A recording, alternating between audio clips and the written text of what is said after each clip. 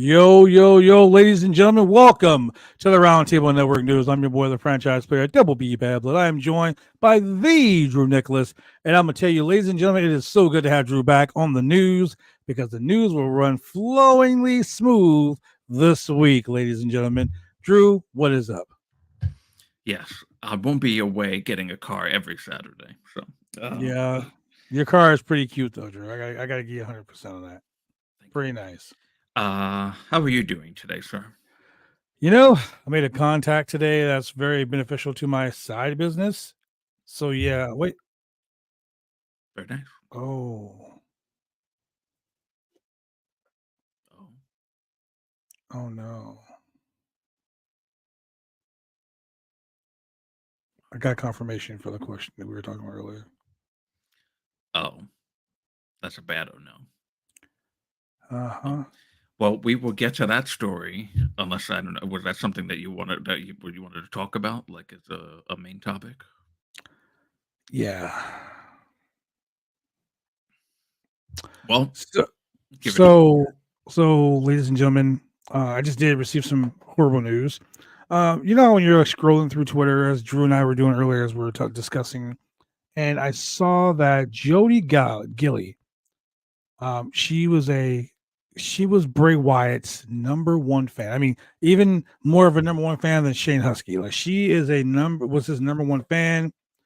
Uh, Tattooed his likeness on her. You know, shared so many intimate moments as a friend of Bray Wyatt. She suddenly passed away on Thursday. I saw it on Twitter, and I'm one of those people that I much prefer hear it from the horse's mouth. I sent a message to her Twitter page, and her husband replied, "Hi, this is Jody's husband, Chris. Jody sadly passed away on Thursday. I've been letting people know on here as I get messages. So our thoughts and prayers are out to Chris and Jody's family this time of trouble, this time of heartache, and this time of sadness. Rest in peace, Jody. You were a remarkable person. You watched our podcast weekly, and I can never thank you so much for being a part of our Roundtable Pro Wrestling Podcast family. Rest in peace." Yes, that's that. Um, that one's pretty sad, actually. That's a sad one because it's of course, Bray Wyatt's passing was just a real gut punch, like a legitimate one. That's for people who are actually fans of Bray Wyatt. It was a you remember where you were when you heard the story. Yeah. Which I remember where I was. I was standing in a mall in Pennsylvania shopping and looked at my phone, and I was doing a no phone weekend. It was the weekend of was it a show? No, it wasn't a show. I wasn't there for a show. Um, It was something which you were doing now, with your husband. yeah. I remember Uh, that. and I was like, oh, you know what? I'm just gonna take a nice weekend. I'm not gonna look at my phone, but of course I did, You looked at our group chat, and there it was. and there it was. So, yeah, it was the group chat broke the story to me, and it's like, well, all right, that sucks. I remember And I was the one who posted it in the group chat, and I know exactly where I was sitting. I was sitting at my computer, and I was scrolling through Twitter because I was bored, and I looked up and I saw it, and I'm like, no, that's not true. And then I talked to another person, and they were like, yeah, I heard the same thing. And then, like an hour later, WWE announced it on YouTube, on Twitter, and everything, and I was just like, oh my god, like this is crazy. this, his number one fan, she was a very bright light, and it's very unfortunate that she has passed. And like you said, we wish the family well, and our condolences are out to them. And very sorry that that happened. Very sorry. Her Twitter page says this. This is her. one of her quotes. I've been nothing but how God made me. I ain't gonna hate him. I ain't gonna hate myself no more. I ain't gonna break down life before like before. I'm hurting, but I'm a stronger version. Um, on June 20th, she posted a picture of her and Ray Wyatt. She said, "Bray Wyatt, you're a rock star." 2 days ago, she made a post about going to the hospital, and it's just wow, it's crazy. It's so crazy. 4 years ago, yesterday, 4 years ago on Wednesday, she posted about her tattoo that she got. And it's Oh, yeah, she has a Bray Wyatt tattoo as well. yeah, he Yep. he signed it. Like he signed a piece of paper with his initials and like his signature and everything. And someone drew up a beautiful, beautiful piece of artwork. I mean, I wish I could. Maybe I could share it. You see? Can you see that? My No. background is. Yeah, the back. Put it like really up to the camera. That might work. I can see me You see that? a little. Oh, there we go. Yeah, there we go. Wow. That's the tattoo on her back, and you can see under the face. It's his signature. Signature. Yeah. Such an amazing piece of artwork. And she's got his name tattooed on her. Like she was his number one fan, and wow. Rest in peace. Like, damn.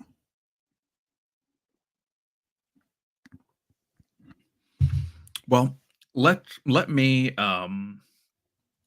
take the reins here and let's talk about the latest on the WBD AEW relationship. Oh yes, let's talk about that. So, on Tuesday, PW Insider reported it was believed that a new deal had not been reached between AEW and Warner Brothers Discovery, and that Warner Brothers Discovery was not going to even mention AEW in their upfront this week. However, after speaking to AEW sources, Fightful was able to confirm an announcement of a new deal was expected to be kept very close to the vest, where summer or fall, as late as fall, could be the announcement of the new deal with WWD and AEW. Um, While Fightful was not sure when it will be announced, there's a pilot for a new AEW program, which has dropped and has already aired. I have not watched it yet. Is it That the was dinner with? dinner with RJ and Yeah, Renee and RJ.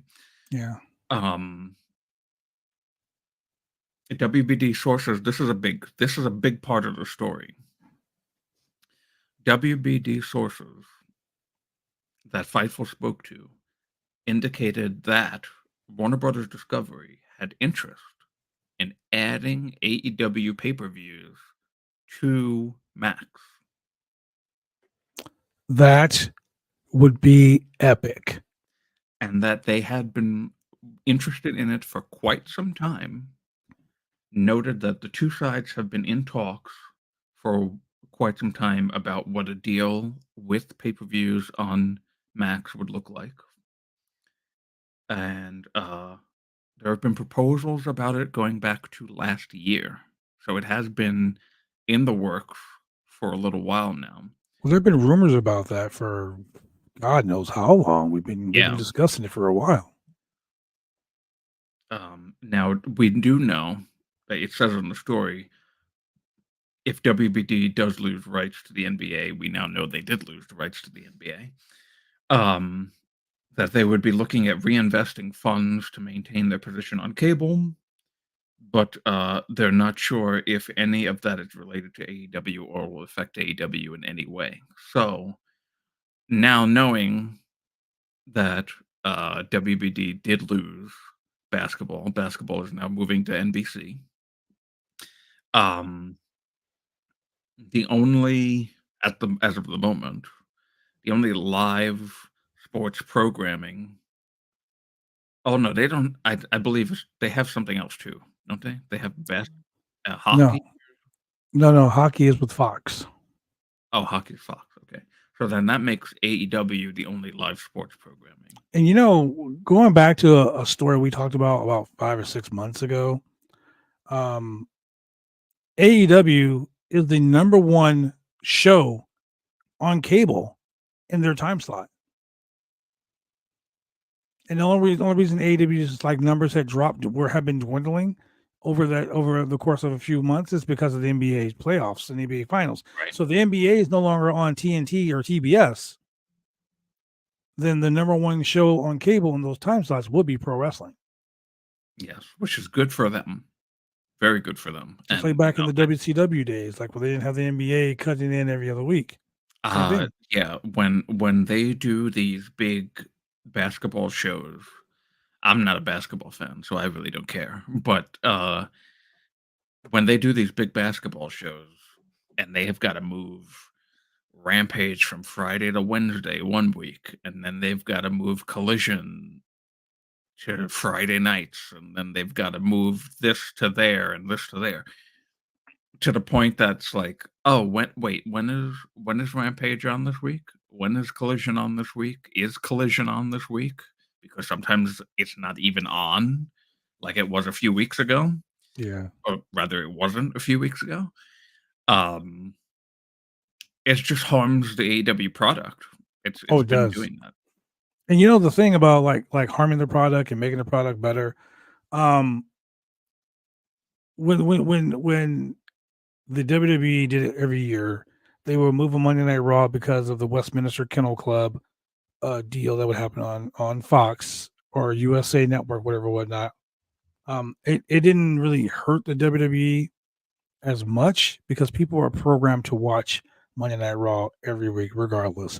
Like, you know, when with AEW possibly sharing or airing their pay-per-views on Max, dude, that's going to be a whole new game changer. So many eyes will be on AEW now because look, let's look at it this way. The WWE network came along, people were upset with the network because it was so hard to navigate. It became really stupid. But then the WWE signed a deal with Peacock. Now you get WrestleMania on Peacock, you get Royal Rumble, you get every major PLE on Peacock. Peacock's numbers have soared over the fact that WWE is on there, and you can go back and you can watch WrestleMania number 3, WrestleMania 21. You can go back to Peacock and you can watch it on Peacock. If AEW, you can watch the Revolution pay-per-view, Evolution, yeah, on Peacock. If you can go back and you can watch all these AEW streams, AEW shows, and right now, let's just be honest, man, cable TV is falling at the wayside, and streaming services are what's dominating.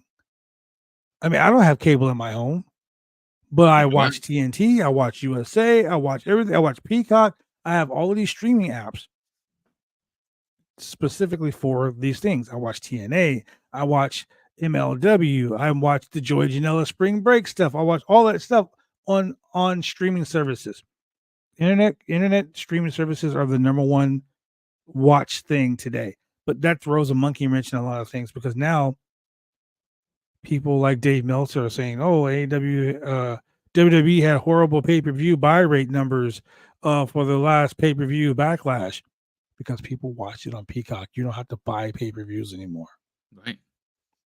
I can't wait for AEW to get to that stage. I was going to say that's going to make AEW look a whole lot better to fans because now instead of paying $59.99 for next weekend's Double or Nothing, hell, I can watch it on Peacock for $15. People are going to go. I mean, I can watch it on Max for $15. People are going to go sign up for Max, just like I did when the Justice League movie was coming out and it was like only on Max. I wouldn't sign up for Max just for that. So I became a Max customer just for that. So. And I got Max with my YouTube TV that I got. There you go. Now with my cellular phone service, I got Peacock, I got Max, all that with my phone service. So now I have all of that. So that if that's true, and AEW has this deal where they're going to start airing, and Tony Khan's kind of let it slip a couple times about a streaming service deal coming soon. So maybe this is that streaming service deal he was talking about. Hope so. Maybe one of his big announcements might actually be a big announcement like this. Oh, man. So going from AEW's big announcements and all the upfronts and things like that to a couple of things that have been plaguing the industry. First CM Punk, then Drew McIntyre, which in my opinion is so funny because right now they have the biggest storyline in wrestling by two guys who can't even perform in the ring right now. It's so great. I'm so engrossed in their storylines, and both of them are injured. Neither one of them have been medically cleared to compete. So great. Bobby Lashley got injured out of the Rumble. I believe it was Asuka got injured. She was out of the King of the Ring, whatever, Queen of the Ring. Zelina Vega gets injured out of the Queen. So the injury bug is just catching on. And then Ivar, who was getting a huge push. Eric, his tag team partner, injured out for a while. So Ivar was getting a singles push. Ivar was injured. Update from Ivar himself on Twitter. You go on Twitter at Ivar underscore WWE. This is what he said. There has been a lot of misinformation floating around about me. Let me clarify. Yes, I'm injured. Yes, it's very serious. No, I have not had surgery. Still trying to figure out all the options and what it means for my future. That being said, I want to thank everyone for the outpouring of love and support, not only after finding out I was injured, but through the last several months. I have heard all of you. No matter what happens, I owe it to everyone who believed in me to do everything I can to get back in that ring under those lights and in front of the most amazing fans on the planet. See you as soon as possible. Okay, that was an update on Ivar from Ivar on the 16th. Now, Mike Johnson from PWI Insider posted this. Ivar undergoes surgery. Andrew Sports Medicine tweeted that Ivar will be working with them to overcome a spinal injury.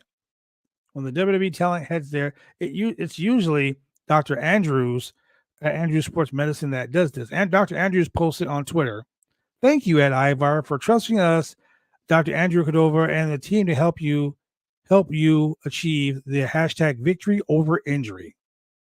So hopefully Ivar will get back to what he's doing the best. Get well soon, big guy. I'll send you out a message. Hopefully things work out. On the flip side, AEW star Eddie Kingston, former Continental Classic champion, Ring of Honor World Champion, and New Japan Strong Champion. Eddie Kingston confirmed on Twitter that he suffered a tibia fracture in his leg.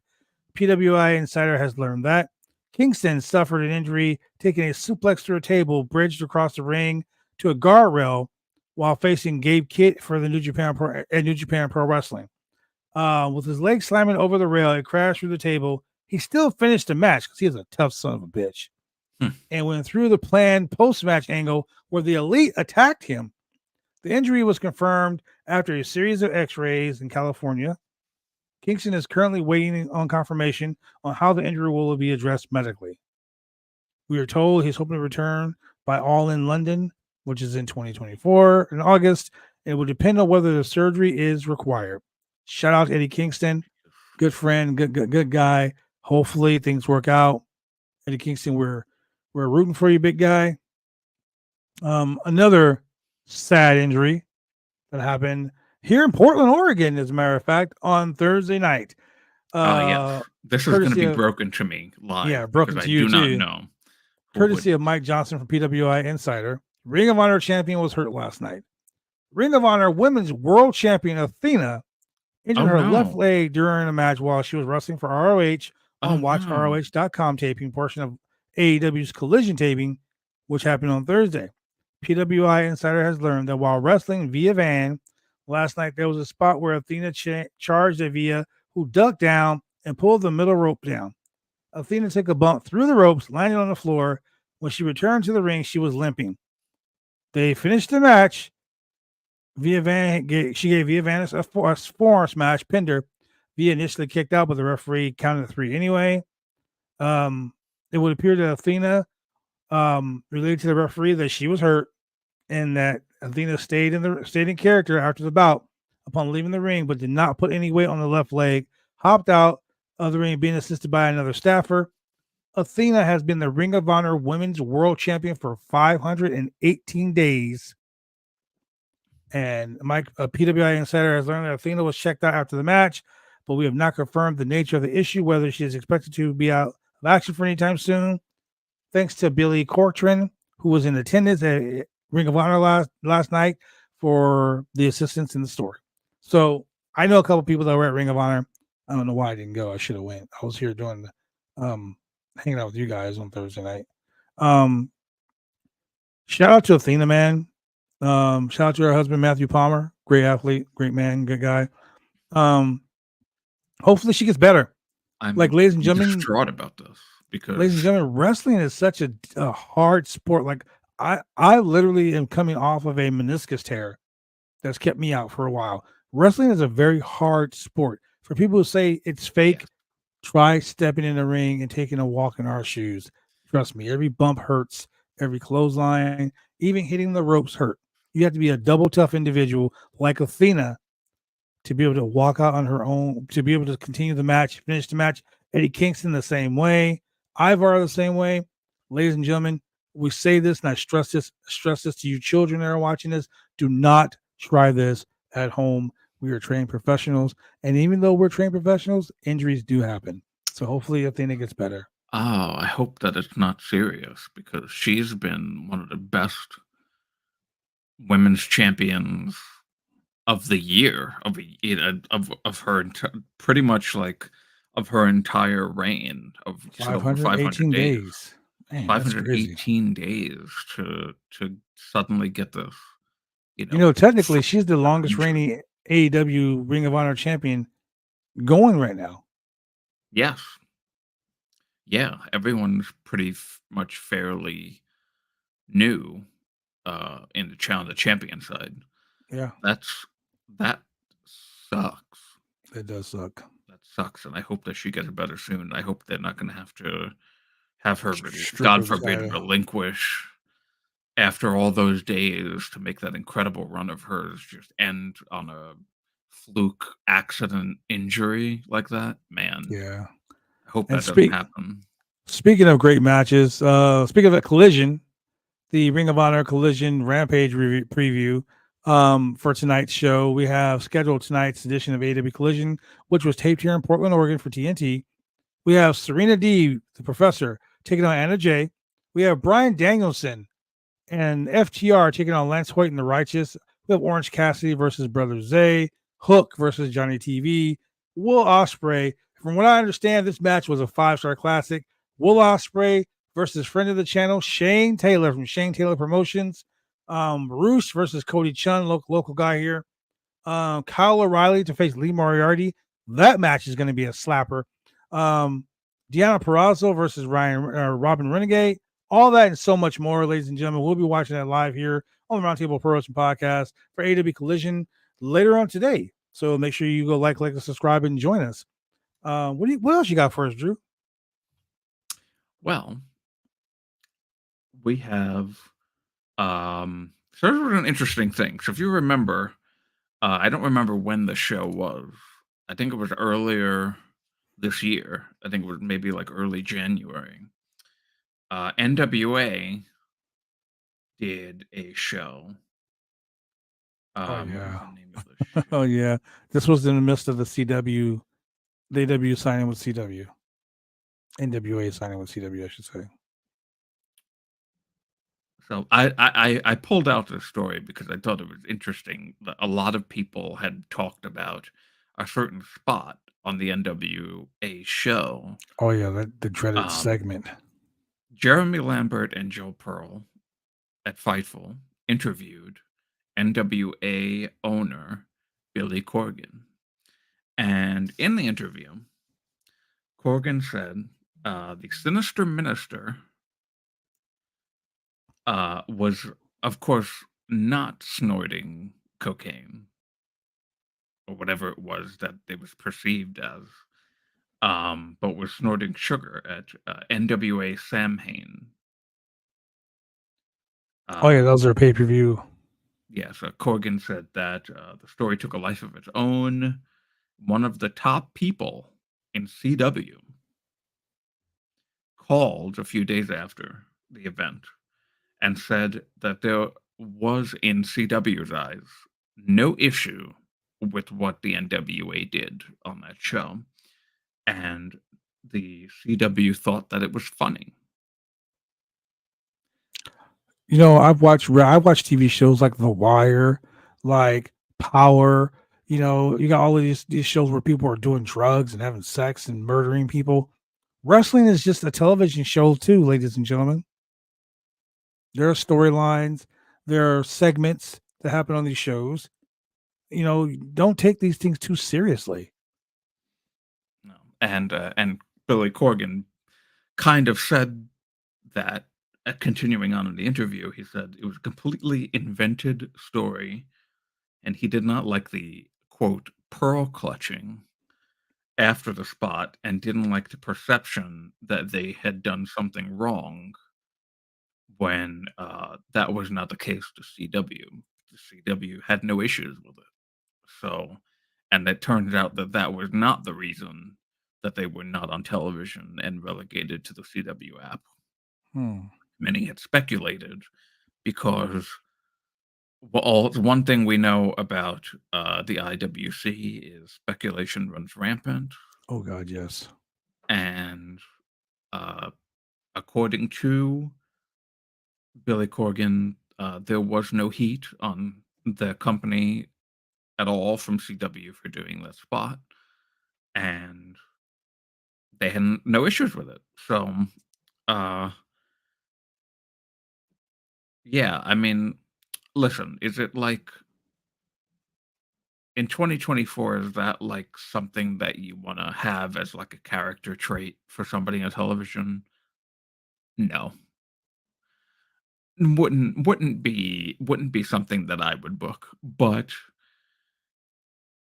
you know, Billy and the NWA have the right to create a storyline and have a certain thing be of a character's persona. That's what they decided to do with the Sinister Minister, and that's their prerogative. I didn't have an issue with it. I actually kind of thought it was funny as well. I didn't watch it. I mean, I saw the reaction to it. The reaction was incredibly one-sided, negatively towards NWA. Um, but again, I didn't have a problem with it. I didn't really care personally. Uh, and it didn't have any negative effect on the NWA from CW. So there you have it.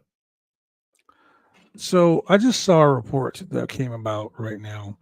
Bodyslam.net's Derek Grant says that Jerry Lawler is said to have had another stroke. Recent Oh, reports that Lawler has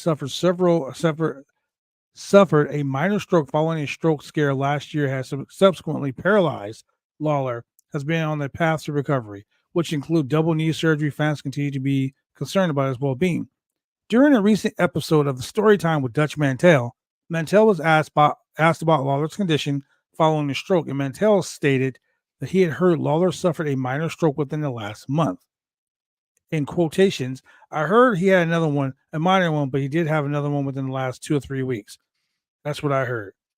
Or it may have been last month, but it must have been a lot to deal with. Jerry the King Lawler, a former WWE wrestler, WWE Hall of Famer, and a prominent figure in the company for decades, had been off television due to health issues, but did send a pre-recorded self-address, a pre-taped address for Andy Kaufman's WWE Hall of Fame induction in 2023.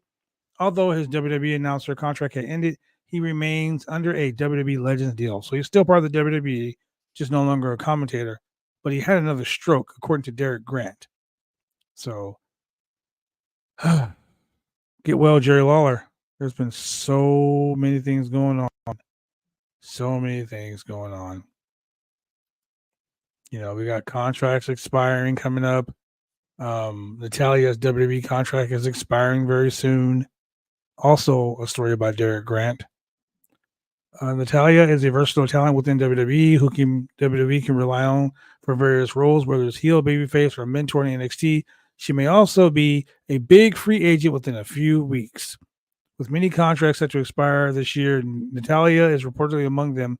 It has been reported that Natalia is still in negotiation with the WWE, but no agreement has been reached as of yet.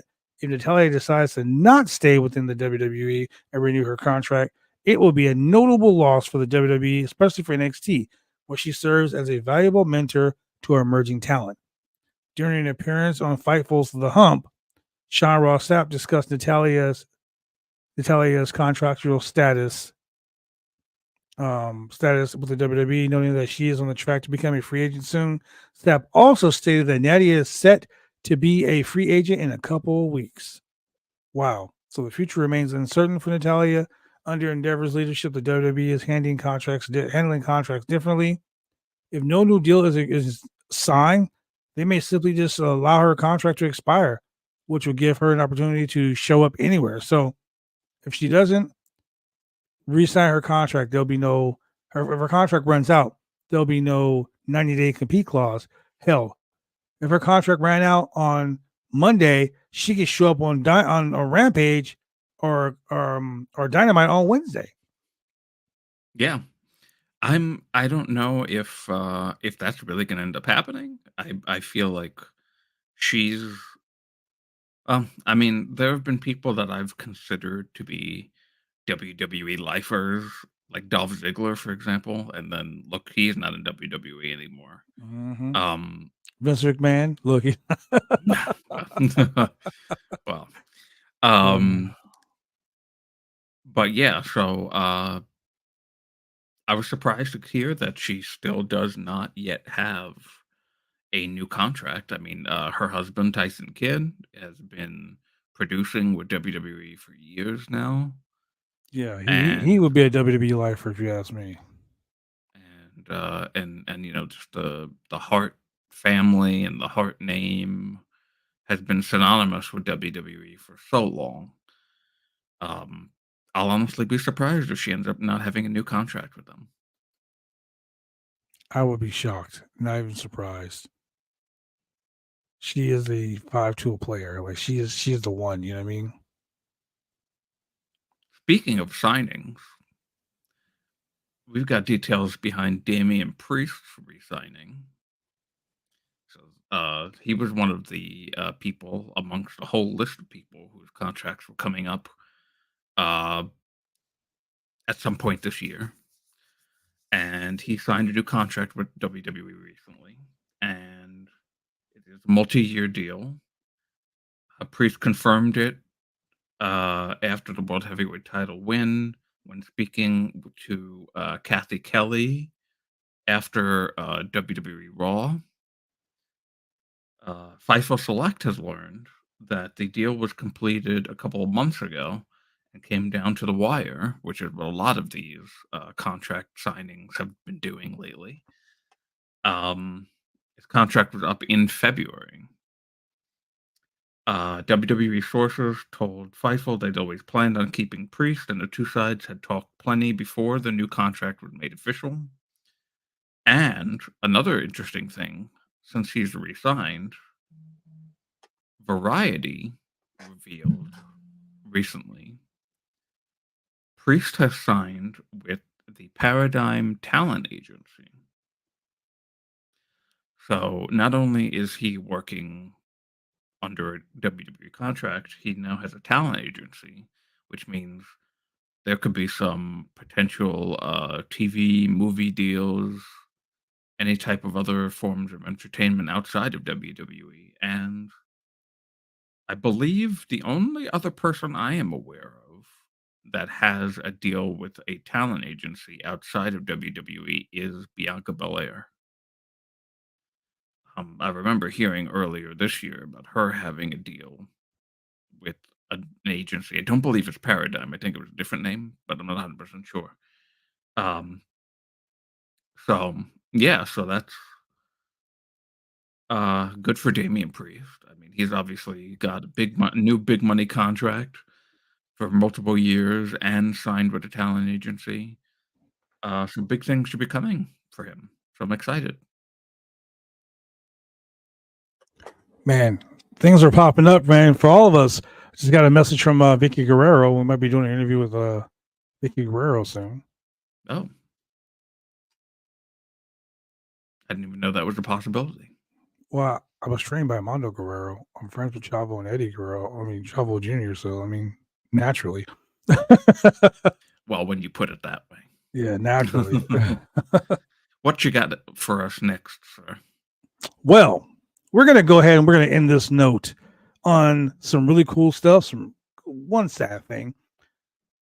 Today in wrestling history, on this day in wrestling history, we lost another great professional wrestling icon. One half of the British Bulldogs, Davey Boy Smith, passed away today.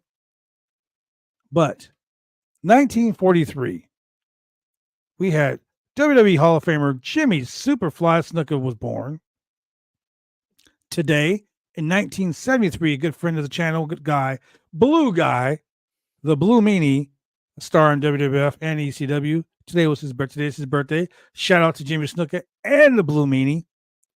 And just because the WWE and the UFC have merged into a TKO media conglomerate, we're going to go ahead and celebrate something that happened in the UFC today.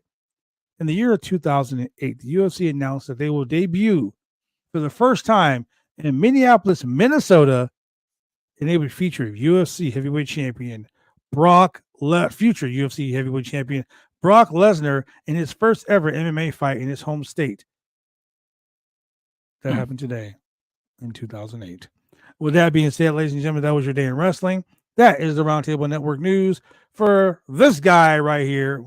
That guy right there, the Drew Nicholas. I'm the franchise. And you know what? We will see you when we see you, but please do me a favor. Hug each other. Say you love each other. Be nice to each other, because the world is a very, very cold place. So let's keep each other warm.